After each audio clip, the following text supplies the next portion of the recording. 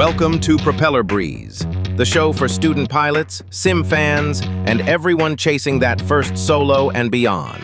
All information in this podcast is for entertainment and general knowledge only. Always verify with certified flight instructors or regulatory authorities before attempting anything mentioned here. I want you to imagine something for a second. Okay. You are sitting in the left seat of the cockpit. Yeah. You're in the middle of your pre-flight check, getting ready for another lesson toward your private pilot license. Right. The PPL. Yeah. And your hand is just, resting on the yoke. You glance down at the throttle. Yeah. It's a moment you have probably experienced a dozen times by now, maybe more. Oh, easily. But I want you to really pause and look at those controls. Look at the instruments. How exactly did humanity go from just like standing on the ground, staring up at the clouds and dreaming about the sky, to actually engineering the very controls that you are holding in your hand right now? It is a truly profound thing to think about when you are sitting in that seat. We take the mechanics of flight for granted today. I mean, we really do. Totally. But the journey to get that yoke into your hands is arguably one of the most intense, frustrating, and ultimately triumphant stories in human history. Welcome to this deep dive. Today's mission is to explore some incredible historical excerpts from a book called The Ascent of Man, A History of Aviation. A fantastic source, by the way. It really is. And we are going to use it to map out the true timeline of flight. Our goal is to show you how the very aerodynamic principles that you are studying for your PPL right now, the forces of flight, the control surfaces, propulsion, how all of that was originally discovered. Yeah, and it wasn't discovered in a neat, organized way either. No, not at all. It was through thousands of years of trial, devastating errors, and eventually some pretty brilliant scientific breakthroughs. The contrast is what is so striking here, I think. You are studying from these highly refined, heavily tested flight manuals. Right. But the people who wrote the very first chapters of those manuals, they were operating completely in the dark. Literally guessing. Exactly. Yeah. They were trying to solve this incredibly complex aerodynamic puzzle where they didn't even know what all the pieces look like yet. Okay, let's unpack this, because our historical sources start right at the beginning, like in prehistoric times. Early humans were looking up, watching birds fly, and basically saying, well, I want to do that. But there was a massive flaw in their reasoning. Logic dictated back then that if the small muscles of birds can lift them into the air and, sustain them, Right. then the larger muscles of humans should absolutely be able to duplicate the feat. Yeah, that fundamental trap is what we could call the Birdman fallacy. The Birdman fallacy. I like that. They were looking at a biological machine, a bird, and reducing its entire capability to just one single component, which was muscle power. Wow. They saw the flapping, they saw the flight, and they assumed causality based purely on physical strength. Hold on. I'm trying to put myself in their shoes for a second. Yeah. If I see a bird flapping and flying, and I don't know anything about physics or aerodynamics, it makes total sense to think, hey, I just need bigger arms and bigger wings. It is entirely intuitive. So why did it take thousands of years to realize that that was a total death trap? Because of a complete lack of anatomical and aerodynamic understanding. I mean, they equated human muscle with engine thrust, completely ignoring the requirements of the airframe itself. Ah, airframe versus engine. Right. A bird isn't just a muscle with some feathers glued on. It has a highly specialized respiratory system. It has hollow bones. Which makes it incredibly light. Exactly. And an incredibly complex cardiovascular system to support all that effort. But more importantly for aviation, they missed the microaerodynamic engineering happening right in front of them. Okay, so think about this. When you are doing your pre-flight walk-around, you check the flaps on your trailing edge, maybe you look at the spoilers. Sure. You know that those surfaces change the shape of the wing to alter the airflow. Oh. Right. Either increasing lift or inducing drag. Early humans had no idea that a bird does this instinctively. They do it continuously, in fact. A bird shifts its feathers, it rocks its tail, it changes the curve, or the camber, as we call it in aviation, of its wing in real time to maneuver. Just constantly making these tiny adjustments. Yes. When a bird comes in for a landing, it effectively deploys its own version of flaps to increase the camber. That forces the air to travel differently over the wing to maintain lift at a much slower speed so it doesn't just fall out of the sky. Like lowering the stall speed. Precisely. Early humans just couldn't see that invisible manipulation of air pressure. So they basically thought they were just an engine, but they completely ignored the fact that a bird is a highly complex aerodynamic airframe.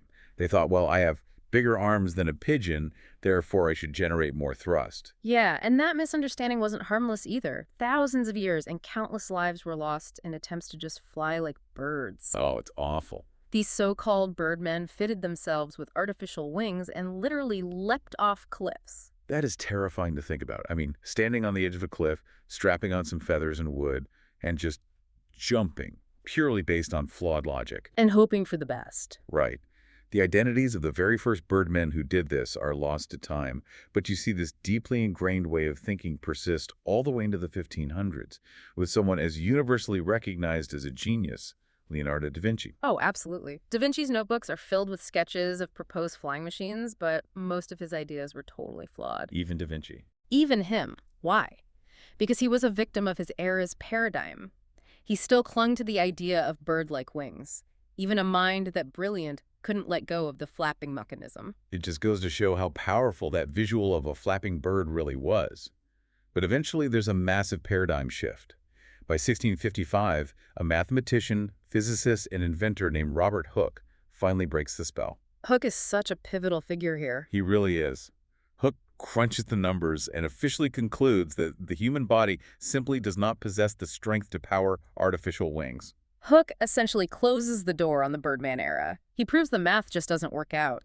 Humans do not have the built-in horsepower. We need a different kind of thrust entirely. So if Hooke proved our muscles are useless, humanity was suddenly grounded. They had no engines, they had no motors. Right, electricity and internal combustion weren't a thing yet. Exactly. The only logical way off the ground wasn't to fly. It was to become lighter than the air itself, which explains the absolute mania of the 1780s balloon craze. It was quite literally a madness. In 1783, you have the sudden explosive breakthrough. Joseph and Etienne Montgolfier craft the first manned hot air balloon, and it flies for 23 minutes. 23 minutes. Just imagine being there. Humans have been failing to fly for millennia, people jumping off cliffs and dying, and suddenly two guys go up in a basket for 23 minutes. The public reaction was absolute astonishment. I bet.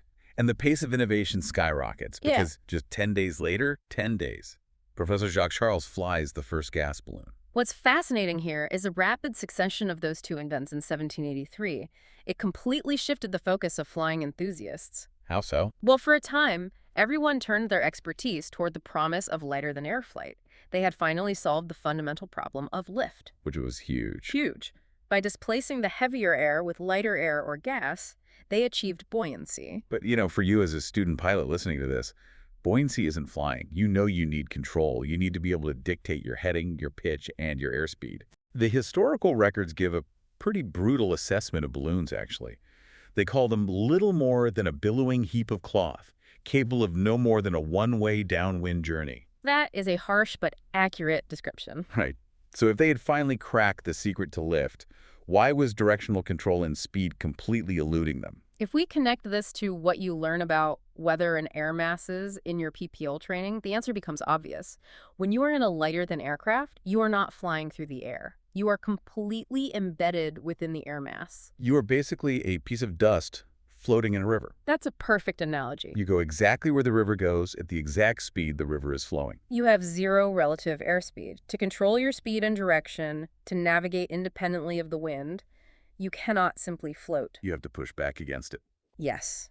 You have to master heavier than aerodynamics. You need an airframe that can generate its own lift through forward motion, allowing you to dictate your path against the prevailing currents. Balloons solved lift, but they hit a massive dead end for practical, controllable aviation. So how do we cut through the wind instead of just riding it?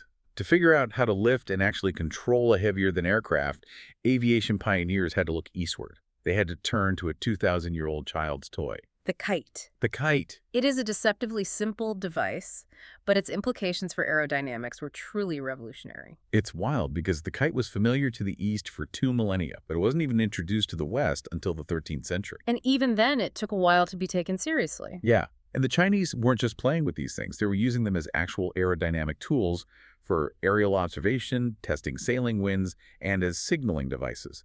They were doing practical aerodynamics long before the West even saw them. A kite, in strict aeronautical terms, is a heavier-than-air device. It is essentially a tethered wing. Wait, break that down for me.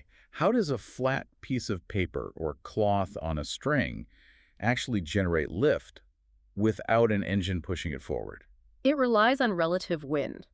The string acts as the tether, holding the kite against the wind. Okay. The way the kite is bridled forces it to sit at an angle, what you would call the angle of attack in your ground school. Right, critical concept. As the wind hits that angled surface, it gets deflected downward. According to Newton's third law of motion, for every action, there is an equal and opposite reaction. So if the air goes down, the kite goes up? The air is pushed down, so the kite is pushed up. It also creates a pressure differential, much like Bernoulli's principle, which you also study for your written exam. High pressure below, low pressure above. Exactly. The kite holds the fundamental answers to lifting a heavier-than-air structure into the sky. And one of the key historical figures who truly understood this was an Englishman named Sir George Cayley. Cayley is a legend. He really is. He was born 10 years before that Montgolfier balloon flight in 1783. He spent 84 years of his life seeking to develop a heavier-than-air vehicle supported by kite-shaped wings. 84 years. Think about that dedication. Yeah. 84 years of study. If you are ever frustrated by a dense chapter in your ground school textbook, just remember Sir George Cayley. He basically wrote the original draft of that textbook. He is literally known as the father of aerial navigation. The title is extremely well-deserved. Cayley didn't just tinker around in his backyard. He discovered the basic principles on which the modern science of aeronautics is founded. He separated some major concepts, right? He separated the concepts of lift and thrust. He realized that wings should just provide lift, and a completely separate mechanism should provide the forward push. That's a huge departure from the flapping bird wing, where lift and thrust are the same thing. Exactly. He built what is recognized as the first successful flying model, and he even tested the first full-size man-carrying airplane. He translated the passive lift of a kite into a structured, heavier-than-air aerodynamic framework. Okay, so Cayley lays down the laws of aerodynamics. He builds models. He even tests a glider that can coast down a hill. But moving from an unpowered glider to actual practical, powered, and controllable human flight. That's the real trick. Yeah, that required a whole new generation of inventors to bridge a 50-year gap after his death. Cayley provided the theoretical foundation, which was invaluable. But the next massive hurdle was building a powered flying machine. Right. How do you replace the tether of a kite with an engine that is light enough to fly but powerful enough to generate the forward airspeed needed for lift? We see some wild transitional figures trying to answer that. There's William Samuel Hansen. He designed this huge monoplane, and get this, he wanted to propel it with a steam engine housed inside the fuselage. It was an incredibly ambitious design for the mid-1800s. Wait, a steam engine? Like made of iron and carrying heavy coal and water?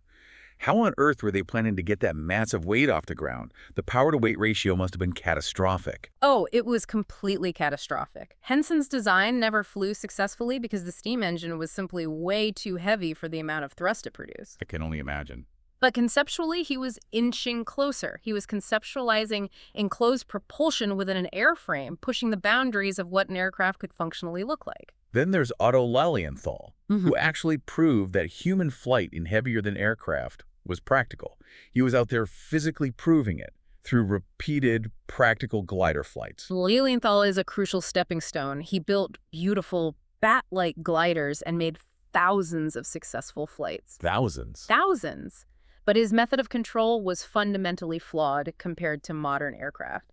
He used weight shifting. Like a modern hang glider, swinging his body around to change the center of gravity. Exactly like that. He would shift his hips and legs to steer the craft. But, as you know from your training, you cannot control an aircraft in turbulence or high winds just by throwing your body weight around. No, you need actual surfaces to deflect the wind. You need aerodynamic control surfaces. You need ailerons, elevators, and a rudder to physically deflect the airflow and leverage the aerodynamic forces of the wing. Weight shifting hit a very hard ceiling of capability, which tragically led to Lilienthal's death in a glider crash. Oh man, that's terrible. Which finally brings us to two bicycle builders from Dayton, Ohio, Wilbur and Orville Wright. The Wright brothers represent the culmination of literally everything we've discussed so far. All the failures, the theoretical breakthroughs, the gliders, it all funnels into their work at Kitty Hawk, North Carolina. As someone studying for their PPL, going through strict procedures and checklists, their methodology really resonates. The true achievement of the Wright brothers wasn't just the flight itself. No, the flight was merely the result. Exactly. Their great achievement was proving the value of a scientific, rather than a build-it-and-see approach? How does their method of spending 4 years experimenting differ from all those birdmen who just jumped off cliffs centuries prior? If we connect this to the bigger picture, it is the difference between blind faith and empirical data. The build-it-and-see approach is exactly what the birdmen did, and frankly, what many of the Wright's contemporaries were still doing. Just guessing. They had a hypothesis like, hey, I built this wing, I think it will fly, and they tested it by trying to fly it full scale. And the cost of failure was usually their life. Or at least some severely broken bones. But the Wright brothers isolated variables. When their early gliders didn't produce the lift that Sir George Cayley's and Otto Lilienthal's data predicted, they didn't just guess at a new shape. What did they do? They built a homemade wind tunnel. I love this part. They didn't just try to bake 100 different cakes hoping one tasted good. They tasted the individual ingredients first. That is a perfect way to look at it. In their wind tunnel, they tested dozens of miniature wing shapes. They measured the lift and the drag of each specific curve, carefully isolating the variables. So smart. They systematically figured out the ideal aspect ratio and camber of a wing. They gathered hard mathematical data before they ever built the full-scale machine. They weren't just guessing anymore. They were engineering. They engineered everything. They couldn't find a car engine light enough, so they designed and built their own aluminum block engine to solve the power-to-weight ratio problem that doomed the steam engine guys. Aluminum. That was brilliant. Very ahead of its time. They also realized propellers aren't just spinning paddles pushing air, they are essentially rotating wings, so they applied their wind tunnel data to design highly efficient propellers. But the biggest piece of the puzzle, the thing that separates the Wright brothers from the balloonists who just floated and Lilienthal who just shifted his weight, was control, right? Without a doubt, control was their masterpiece. They invented wing warping, which was the precursor to the ailerons you use today to roll the plane. Okay. They figured out that to turn an aircraft, you have to bank it by changing the lift on one wing versus the other. Right. They combined that with a movable rudder to counteract adverse yaw. They systematically solved the problems of lift, propulsion, and critically, three-axis control, all before they attempted powered flight. Their biplane, the Flyer, was the ultimate synthesis of inspired design, engineering, and superior craftsmanship. The statistics of that final triumph are just incredible. December 17th, 1903. Kitty Hawk. After thousands of years of human dreaming, after the cliff jumpers, the billowing balloons, the 84 years of Cayley's kite studies, the heavy steam engines, and the wind tunnel tests. All of it leading to that day. The Wright brothers flew for a total of 98 seconds across 4 flights that afternoon. 98 seconds. But the age of flight had officially arrived. It is a stunningly short amount of time that completely redefined the trajectory of human history. Truly. Those 98 seconds validated the scientific method over trial and error once and for all. It proved that controlled, powered, heavier-than-air flight was not just a theoretical possibility, but a practical reality. It's an amazing journey to trace. So, to give you a quick recap, to get the airplane that you are learning to fly today, humanity had to go through a massive evolution of thought. A very painful evolution at times. Yeah. We had to stop imitating the muscle power of birds and rely on Robert Hooke's 1655 realization about the need for artificial propulsion. We had to temporarily get distracted by, but learn about lift from, downwind balloons that were entirely at the mercy of the air mass. Right. We had borrow aerodynamic tethered wing concepts from ancient Chinese kites, translated into science by Sir George Cayley. We had to learn from the failures of heavy steam engines and weight-shifting gliders. And finally, we had to apply the Wright brothers' rigorous, data-driven scientific method of isolating variables in a wind tunnel. Every single switch, dial, throttle, and control surface in your training aircraft carries the DNA of that exact historical timeline. Which leaves me with one final provocative thought for you to ponder during your next flight lesson. Next time you are doing your pre-flight check and you physically walk around to inspect your wing flaps, the ailerons, and your spoilers, think about those ancient inventors who didn't realize birds were already using those exact aerodynamic devices. They were completely blind to it. We spent millennia trying to build better muscles.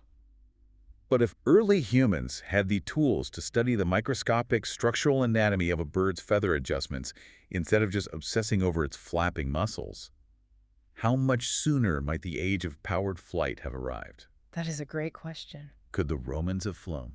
It's wild to think about. It's a fascinating what-if that really highlights the importance of asking the right scientific questions rather than just copying what you see on the surface. Definitely something to think about while you're checking your control surfaces out on the ramp. Thank you so much for joining us on this deep dive. We wish you clear skies, safe landings, and the very best of luck with the rest of your PPL training. That's it for this episode. Keep your wings level, your brain sharp, and catch you next time in the pattern. Thanks for riding with Propeller Breeze.